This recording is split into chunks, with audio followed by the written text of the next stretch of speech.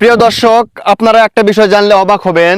একটা উট যখন মরুভূমিতে বাচ্চা দেয়, সেই উট এবং তার বাচ্চা সহ টানা 15 দিন অথবা 1 মাস এবং অনেক ক্ষেত্রে 2 মাস পর্যন্ত বাইরে থাকে এই চির মরুভূমির ভিতরে, কোনো খাবার দাবার বাদেই। কেন বাইরে থাকে তার প্রথম ধাপ হচ্ছে, উট বাচ্চা আসার পর যদি বেশি পরিমাণ খাবার খায় তাহলে বাচ্চা দুধ বেশি খাবে এবং পরে বাচ্চার পেটের সমস্যা হয়ে যায়। এবং উটের দুধ প্রচুর পরিমাণ গরম, যেটা বাচ্চা ক্যাপচার করতে পারে না এবং ধরতে পারে না।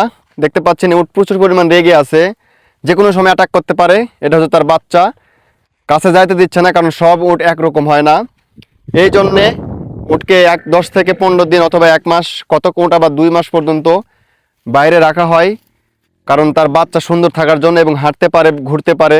দেখেন কালকে বাচ্চা আসছে কিভাবে হাঁটতেছে। বাইরে থাকলে একটু শরীর স্বাস্থ্য ভালো থাকে এই জন্যে। সো আমার পেজে নতুন পেজ ফলো করে দিবেন এবং সবাই ভালো থাকবেন।